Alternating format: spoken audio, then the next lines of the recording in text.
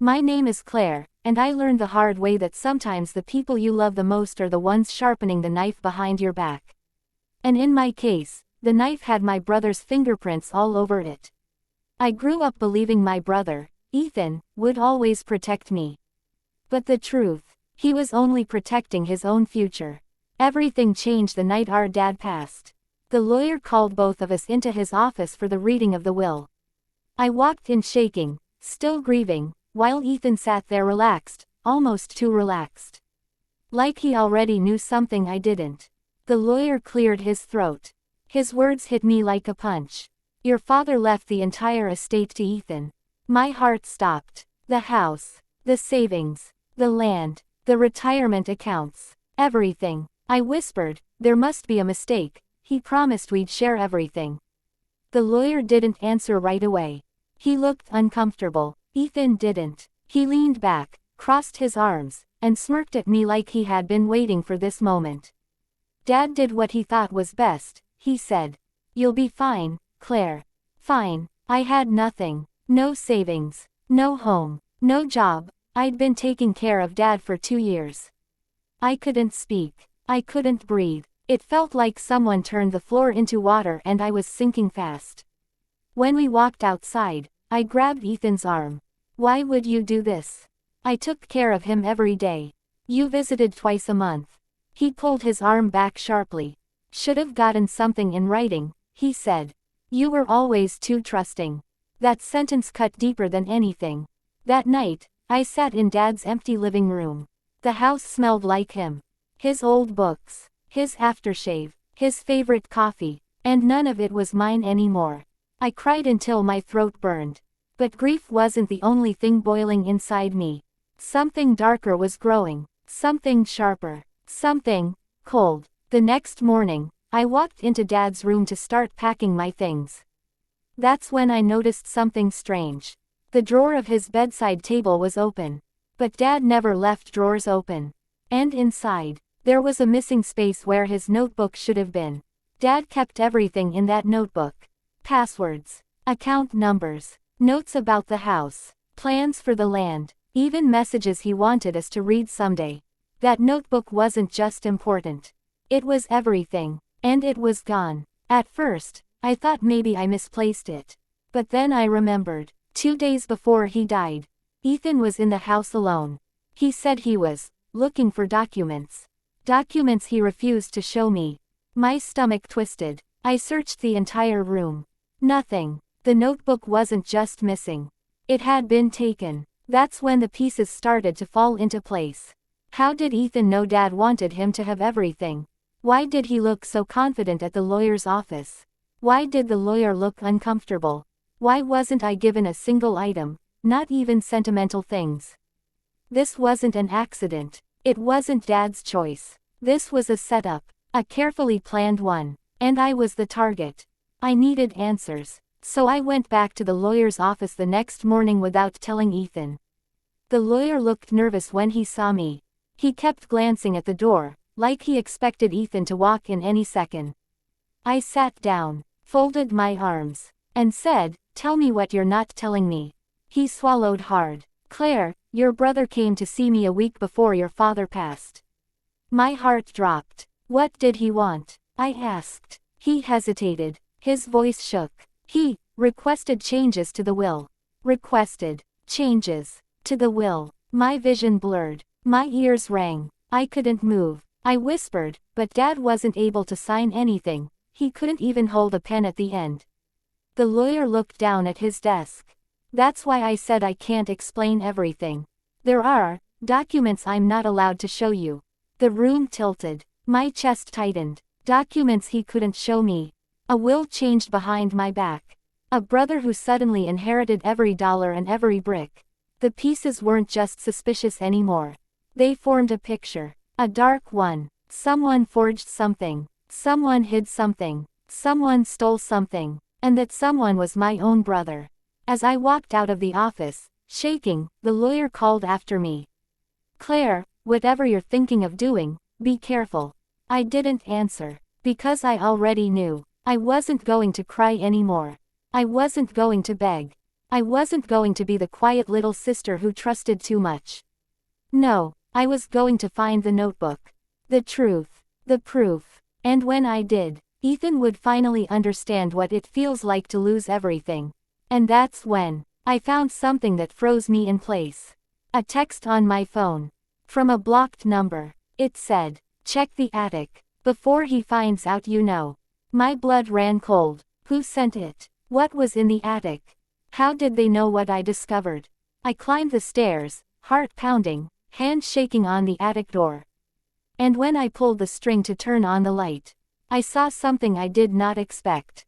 Something that changed everything. Something that proved Ethan wasn't working alone. The attic smelled like dust, old wood, and secrets that had been waiting too long. The bulb flickered once, then glowed steady.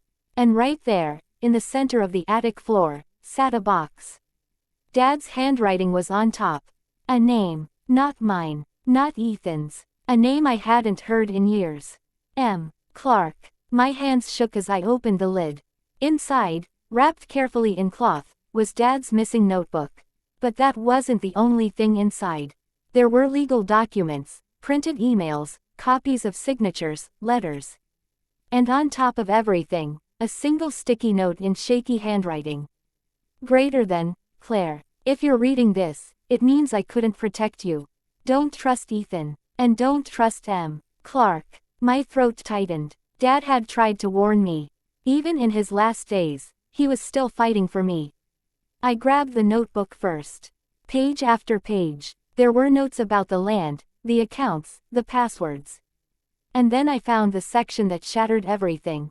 Dad had written, "We'll update it equally. Claire gets 50%. Ethan gets 50%. But that wasn't what the lawyer read. I flipped the page. Another note. Ethan came here again. He asked for my signature on blank papers. You must check what he does with them. Blank papers. Signatures. A forged will. The room spun. My own brother had planned this. But the worst part. There was a second name everywhere. M. Clark. I didn't understand until I saw the printed emails at the bottom of the box. My heart dropped. Because the emails were between Ethan and our father's lawyer. His full name, Mark Clark. The lawyer wasn't scared of Ethan. He was scared of being caught. My legs felt weak. My chest burned. They did it together. Ethan, and the man who handled our father's will. I wasn't just cut out. I was robbed, deliberately, carefully, professionally. But I wasn't going to scream. I wasn't going to run. I wasn't going to fall apart. No, I finally had what I needed. Proof. Now, it was time to make them choke on it. I scanned every page, every email, every signature. I photographed everything with timestamps. I backed it up to 2 cloud drives. And then I made 2 copies. One for me, one for someone else. Someone who hated forgery more than anything. Dad's old accountant, Mrs. Henley, who had known him for 30 years. She picked up the phone on the first ring. I said, "I need you." She answered. I knew this day would come. When I handed her the notebook, she didn't even blink. "Greater than, your brother is going to jail if we want him there," she said calmly. "But if you want something quieter, we can do that too." Quieter. Yes. That was better. Revenge tastes colder when it's quiet. I invited Ethan to the same cafe where he celebrated getting everything. He walked in confidently, sunglasses, expensive jacket, acting like he was the king of the world. I didn't smile. He sat down. "Why'd you call me?" he asked. I pushed a folder across the table. He didn't touch it. "What's this?" he said. I kept my voice calm. "Every document you forged. Every email. Every blank page you had Dad sign. Every conversation with Mr. Clark." He froze. Color drained from his face. "You don't have proof," he whispered. I leaned back. "I have Dad's notebook." His chair scraped the floor. "You went through the attic," he hissed. "You mean the attic where you and Clark hid it?" I said. He swallowed hard. For the first time, Ethan looked small. Very small. "What do you want?" he finally asked. I smiled. Not out of joy, but out of justice. "Everything Dad left us. Split 50 to 50. Just like he wrote. He clenched his jaw. And if I say no? I took out my phone. Showed him the email already drafted. 2. State Bar Association. Subject. Evidence of forged will. His hands began to shake. You'll ruin me, he whispered. No, I said softly. You did that yourself. He dropped his head. Fine, he said. I'll sign whatever you want. But I wasn't done. Not just that, I said. You'll call Mom. And tell her the truth. Tell her why you suddenly inherited everything. Tell her what you did. His eyes filled with panic. That wasn't part of. It is now. He looked at the folder again. Then at my phone. Then at me. And he broke. Okay, he whispered. I'll tell her. He signed all the corrected documents that day. Mrs. Henley notarized them. Mr. Clark, retired, the next morning. But the real moment, the moment I will never forget, happened 2 days later. Mom called me, crying. She said, Claire, I had no idea. I trusted him. I trusted both of them. I know, I said. Then she added something that stunned me. Greater than, your father left something else. Something neither of you knew about. What? Before he died, he moved a separate account into your name only. He did it because he was afraid this would happen. My hand covered my mouth.